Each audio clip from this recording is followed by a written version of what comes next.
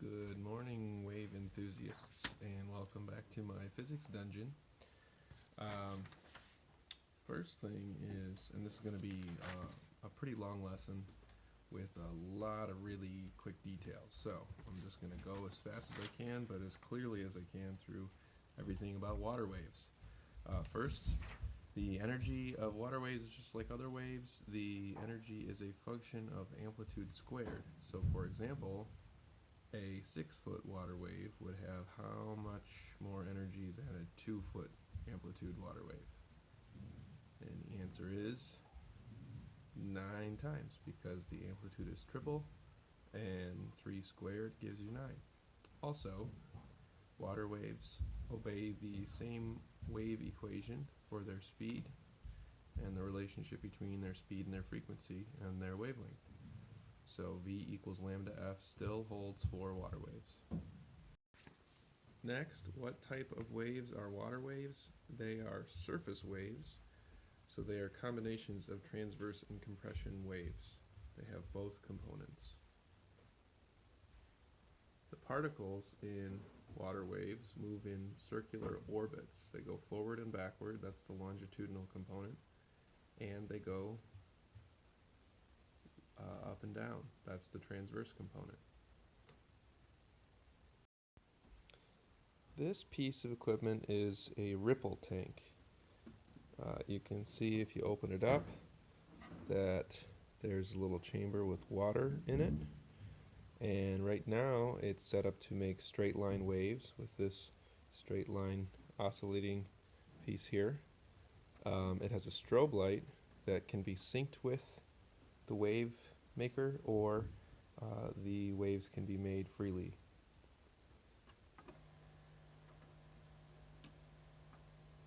You can see it's strobing. Now it's synced with it, and it doesn't look like much until we look at the screen above, where we see that there are straight line waves that are being made.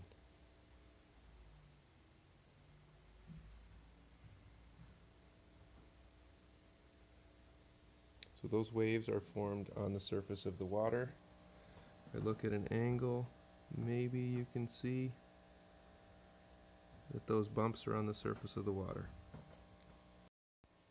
The first wave behavior I want to show you with water waves here is reflection. And if you look here, you can see that I've got a piece of metal that's forming a little barrier for these waves to bounce off of. And if we look here, we can see, maybe we can see reflection here. I think that if you look close, you can see that somewhere over here some reflection is occurring, and these waves are bouncing back off of that surface. If I tilt it, you can definitely see that there are waves that are being bounced from that surface away from it. And the rule that's followed there is that the angle of incidence, the angle at which these waves hit this barrier, is equal to the angle of reflection. So what you see is waves actually bouncing off of the surface to the right in the video image. You just saw that if a straight wave hits a straight barrier, that reflection occurs, and that the angle of incidence equals the angle of reflection. If we take a curved barrier and we hit waves with that, we can see that that's true at every point along this curved surface, and the result is that this shape, being a parabola, can focus that wave energy to a point. You can see that looks like there's something close to a focal point right here. And if we turn it, maybe we can see it a little better. There it is. There's the focus of this parabola. Our next wave behavior is refraction, which you might remember from last time or the time before, meaning that when waves enter a new medium, they change their speed, and sometimes because of that they change their direction. With water waves, the new medium is not a new medium, it's not a different material, but it is a fact that deep water waves travel faster than shallow ones do.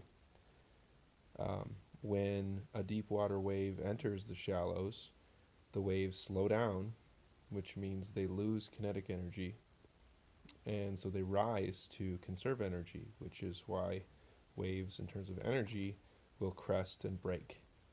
This is how we get breakers. Here is a plastic piece that has made the water here shallower than it is there.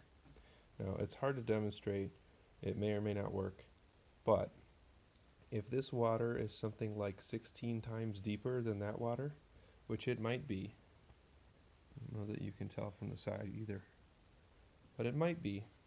If it is, then we should notice that the waves are refracting in going from deep to shallow. So they should slow down, and they should be maybe like soldiers in the mud were in your last lesson. So here goes.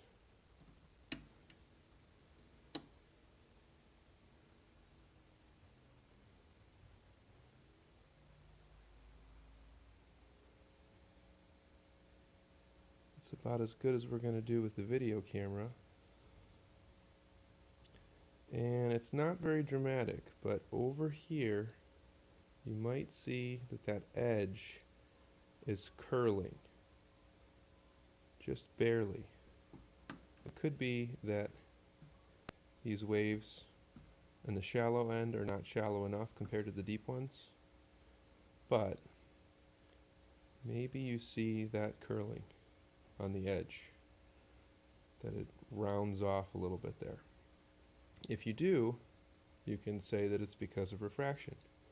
As the water waves enter this change in medium, they continue to travel fast in the deep end, but in the shallow end, they slow down, causing them to turn. It's also possible to use refraction to focus. In this case, we have a plastic piece that is shaped like a convex lens, and the water on top of it is very shallow compared to the water around it. If we have that water pass through this shallow, or these waves pass through this shallow region, they will refract upon entering shallower water, and we will see that this shape, a convex lens,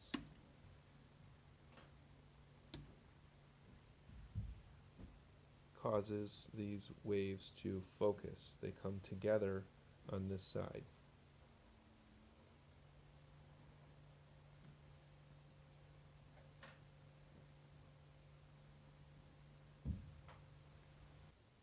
Now we're going to talk about standing waves with water. We'll start with a small container, this glass of water. If I tip it, or if I shake it, it's possible for me to match the natural frequency of this length of this container. And if I tip it back and forth with the same rhythm as the waves themselves would be sent back and forth, or reflected back and forth, I can create a standing wave with this water glass. But I don't want to make a big mess, so we'll hold off on anything more with that. Here's a container with a different length. If I tip water this way and back, hopefully you can see that there's a wave that's formed. Again, if I match my tipping with the time period for this wave to go from one end to the other and back, I can create a standing wave in this container. The next container is longer. Because it's longer, and because these water waves travel at the same speed, because the water is the same depth, this one has a lower natural frequency, or a longer time period of oscillation. So in order to resonate with it, I would have to tip less frequently.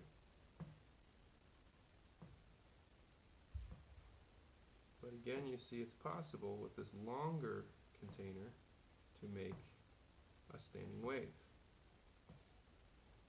I'm not going to take you up to my bathtub, but I do remember pretty clearly from being a little kid, or maybe even up until last week, making standing waves in my bathtub. Used to lean forward and then wait for the water wave to come back to me, and then lean back, and then lean forward as it passed me again, until eventually half of the bathtub water was on the floor outside of the tub. I think that that's something that children figure out a way to do almost by instinct. You should take a look at the large-scale version of this, which is related to the highest tides in the world, which are found at the Bay of Fundy. So follow the link that's attached to your assignment for that.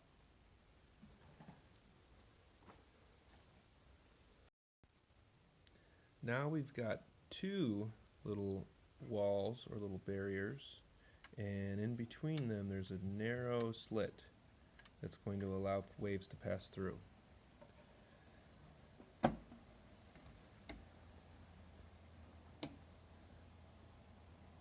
And what we see is that that little doorway, that little slit, acts like a point source of waves. You could see some little sections of circles, circular wavefronts, coming through that opening.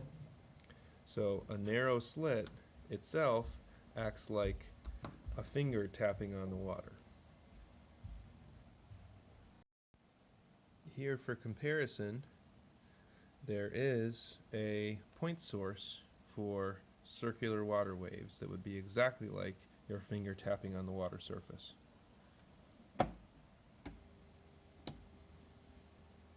There's its wave pattern. Here we've got an attachment that taps on the water in two places at the same time. This is the same thing we would get if we had two slits next to each other. And what you'll see is that we have two circular wave patterns that interact with each other.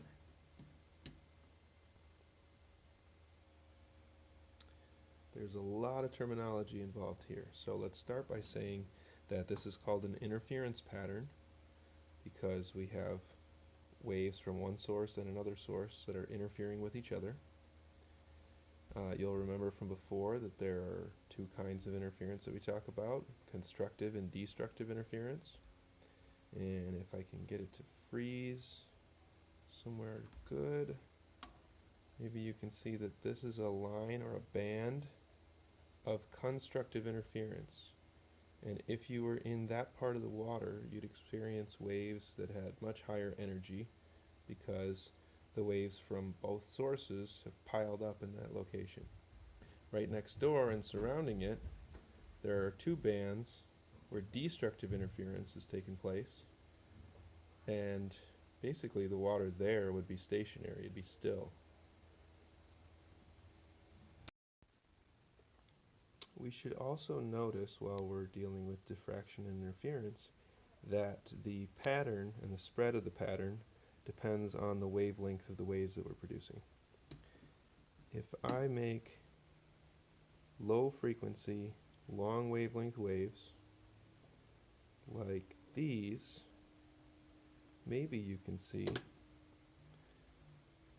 that the pattern is pretty spread out.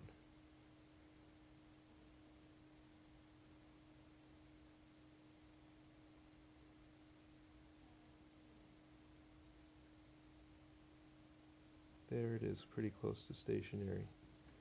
And if you look, you can see a band of constructive interference here, and then maybe another couple as you move across from left to right. If I increase the frequency,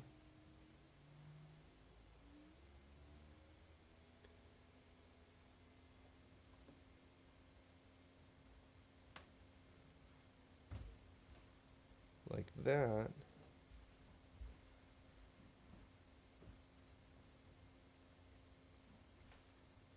you can see many more bands of constructive or destructive interference as you go from left to right across the bottom of this.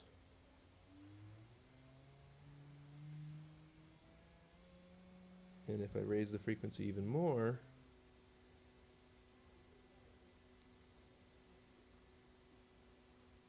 you can see that there are lots of bands of constructive or destructive interference.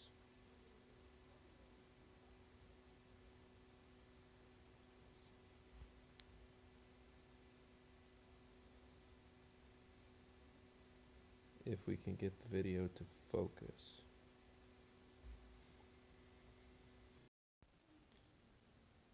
While we're talking about diffraction, we should talk about scattering, which is a new wave behavior that we haven't mentioned before. But it basically means this: an object with a width that is near the same size as a wave's wavelength or bigger can scatter the wave. And here's two examples, one where scattering occurs and another one where it doesn't. Suppose that there are waves in a kiddie pool headed towards a person. This is a top view of a person. There's their head and their shoulders.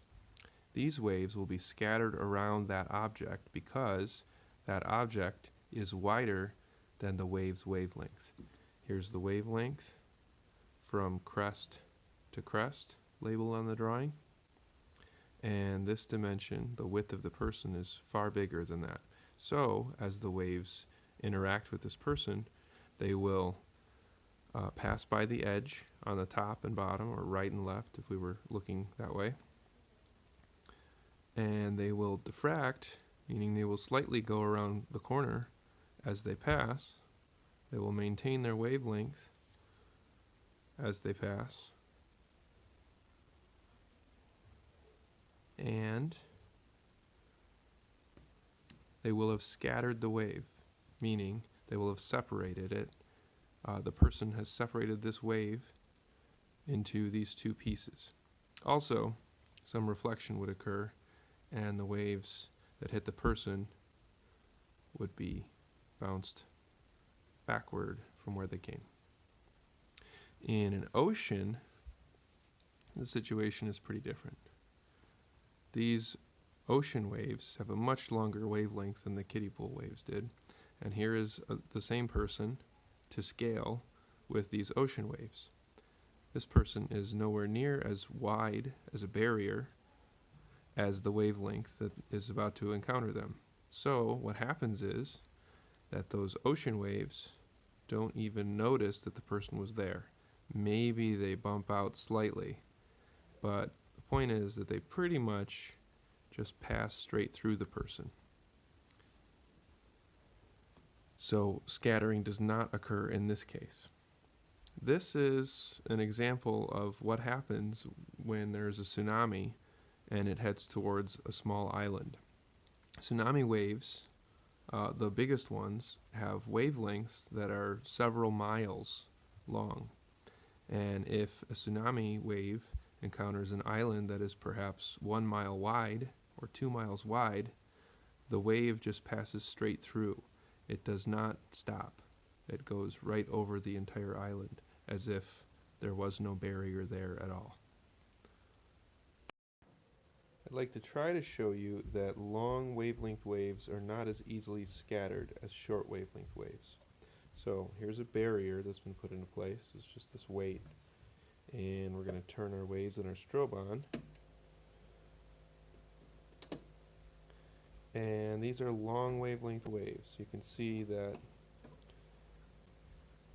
they are wrapping around and almost meeting again here. If I increase the frequency though, what you see here, for example, is pretty much none of the wave energy makes its way behind the barrier, meaning that the short wavelength waves that I now have been completely scattered by that object. This makes sense because long wavelength waves diffract better. They go around corners better than short wavelength waves do. And these short wavelength waves aren't wrapping around either edge of this barrier. Next, I'm going to talk to you a little bit about something that I think that I've seen happen with water waves, and maybe you have too. and that is polarization. So this involves a drawing and a scenario that I'm going to explain right now.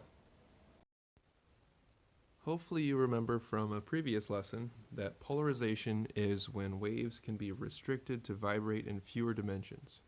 And we've already said that water waves are surface waves, so they have particles that move in circles, meaning that there's both an up and down and a forward and back component to their motion.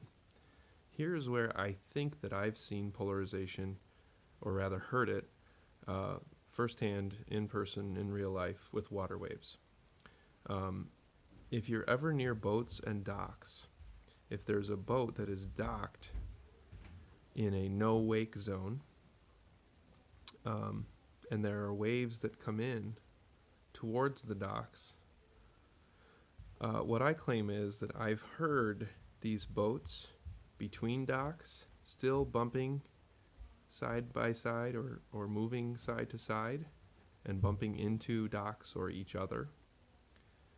And I think that that happens because these circle traveling particles, these surface waves, have been polarized, meaning that when this circular wave energy travels toward the dock, that the dock, being a horizontal barrier, absorbs the vertical energy in these circular waves and only allows the longitudinal or compression component to pass through.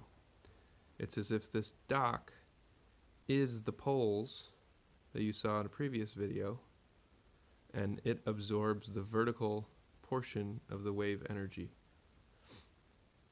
The evidence that I have that I think that this is polarization is that these boats that are sitting between docks definitely do move side to side because you can hear them bumping into things, but they're not rising and falling. You can't see them go up or down on the water anymore. So I think that these water waves have been polarized. Very briefly, here are two more wave behaviors we could talk about the effects of with water.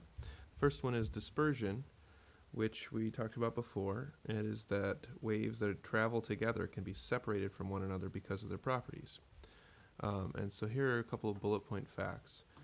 Storms produce waves with different wavelengths and different amplitudes. They produce all kinds of waves. The longer wavelength waves among them travel faster than the short wavelength waves. And to see why, the details about why, you should read the attached PDF called Ocean Waves to your assignment. But the fact is that the long wavelength waves do travel faster than the short ones, meaning that they end up separated from the short ones.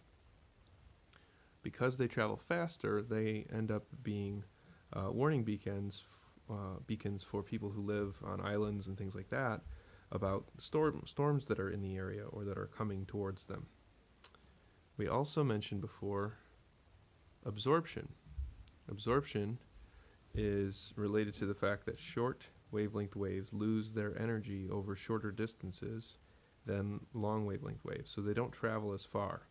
So here is a map of Hawaii with a storm some hundreds or maybe even thousands of miles away. And what happens, because of both dispersion and absorption, is that the short wavelength waves that are produced by a storm die out and don't make it to Hawaii. The long wavelength waves that are produced by this storm, though, and sent toward Hawaii, might make it there, and if they do, they make it there first. They can be warning signs that a storm is headed in the direction of these islands here.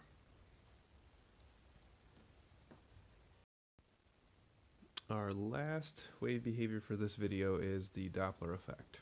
The Doppler effect is a change in the frequency or wavelength that is observed when there's relative motion between the source of the waves and the observer of the waves.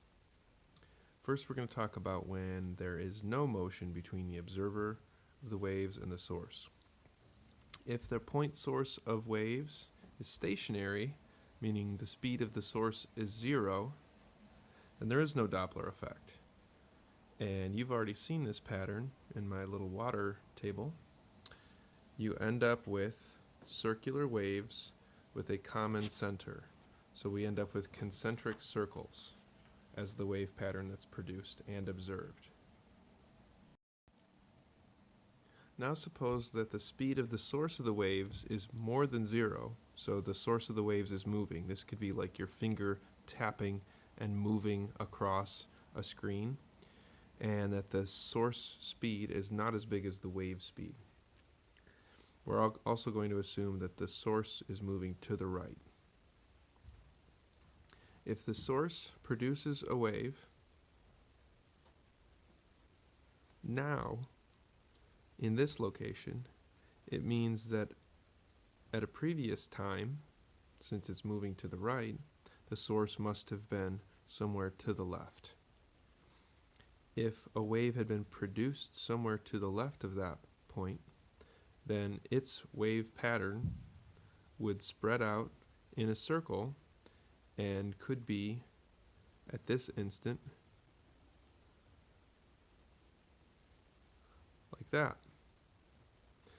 This also means that at some previous time, the source was further to the left, and it produced, again, a wave, or a wavefront, that has reached a further distance and spread out in a circle from that location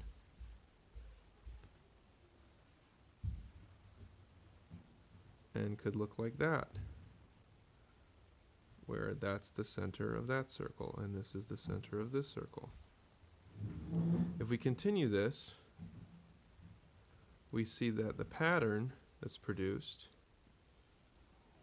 by drawing larger and larger waves, which represent more and more time having passed since those waves were produced, we see that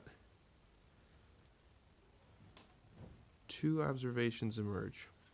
The first is that if you were an observer here and you experience these wavefronts as they hit you, you would experience them at a higher frequency than a person who was back here would. So this observer in front experiences a higher frequency and experiences shorter wavelengths. Whereas this person in the back experiences a lower frequency and longer wavelengths.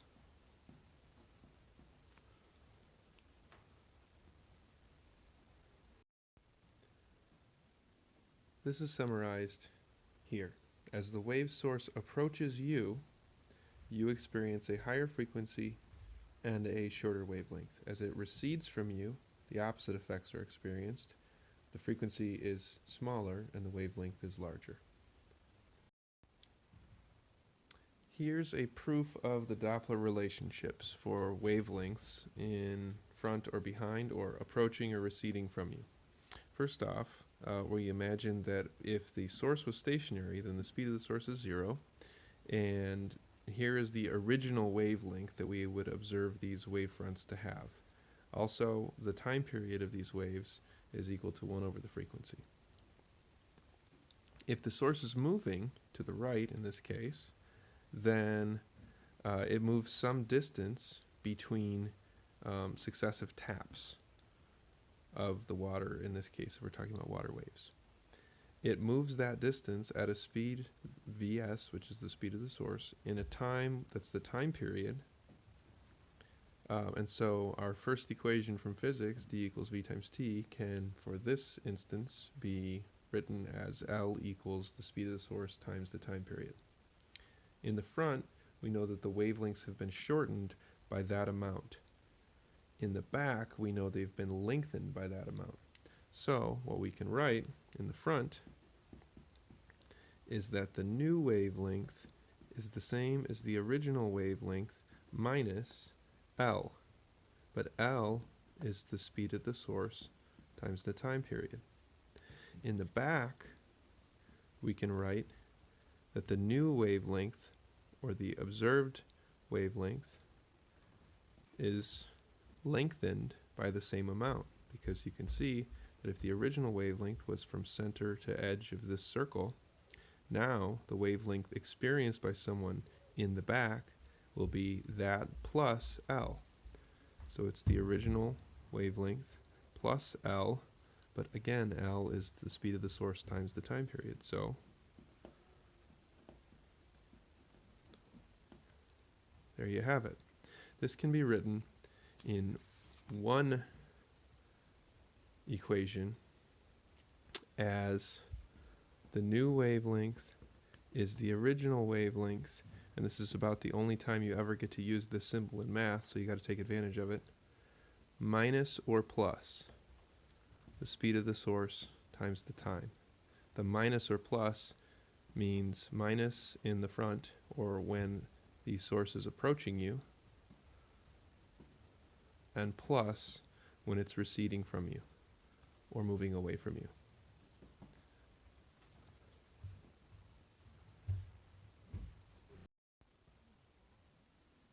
All right, let's use the Doppler equation.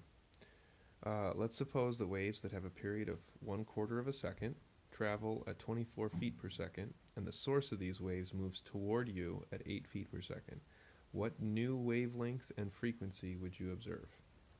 So, first, let's figure out whatever we can about what the original waves, or the waves being produced, are like. If the period of those waves is 1/4 of a second, then the frequency of them is 4 hertz, because the frequency is 1 over the period. Also, if the speed of them is 24 feet per second, then we can find their original wavelength, because v equals lambda times f. 24 is the wavelength times 4. So the original wavelength of these waves was 6 feet. But when the source is traveling toward us, we're not going to observe them to have that wavelength. If it's traveling toward us, then the wavelength will be shortened. The new wavelength is what we're looking for. The original wavelength was 6 feet. The speed of the source is 8 feet per second, and the period of these waves is 1/4 of a second. So the new wavelength will be the original one minus the speed of the source times the period. It will be 6 feet minus 8 times 1/4. The new wavelength observed will be 6 minus 2 is 4 feet. The frequency that we will observe waves traveling toward us at is the speed of the waves, 24 feet per second, divided by that new wavelength, 4 feet. So the frequency that's a new frequency that's observed in this case is 6 hertz, meaning that we will experience 6 wavefronts per second, even though they were only produced at 4 per second. If we take the conditions for the Doppler effect to the extreme, we get to something called shock waves. If the speed of the source is equal to or bigger than the speed of the waves, a shock wave can be produced. Here's an example of a drawing of the wavefronts and what happens to them if the speed of the source is equal to the speed of the waves. If the source of the waves, meaning whatever finger or object is tapping on the water surface, if they're water waves, is following and keeping up with the waves that are being produced, then in the front, or in the direction that the source and the waves are moving together, we have an opportunity for this to occur. What I have here is several wave fronts all overlapping on top of each other here, which you probably recognize as being a condition for constructive interference. So what we end up with is this wall of wave material, medium, and energy that is all piled up in the direction that the wave source is moving. There's constructive interference all the way across here. If the speed of the source is bigger than the speed of the waves, then the source of the waves passes the wave fronts before making another one. If it's a finger tapping, you end up with a pattern that's like this. But more common in our experience is we have a continuous source of waves, like a boat on the water or a bug running across the water. If you look behind a boat that's moving across the water pretty fast, like faster than the waves that it produces move, then we don't get this series of sort of overlapping circles. Instead, we have something that's dragged through the water and continuously produces these circular wavefronts. When that happens, we end up with this line or band of constructive interference on both sides, this wedge or V shape that travels behind the boat. That's called a wake in the case of a boat. A wake is a shock wave. With sound, the same effect is called a sonic boom, and that happens when an object moves faster than the speed of sound, and that object is the object that's producing the sound.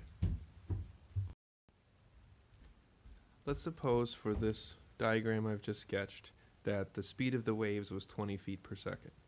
What's kind of interesting and cool that you can do if you have an overhead view of a wake behind a boat is if you know the speed of the waves in the water, you can estimate pretty accurately what the speed of the boat must be. For example here, if the speed of the waves is 20 feet per second, that means that the wave that was produced at this location has made it this far in the same amount of time that the boat has gone from the same place to where it is in the sketch.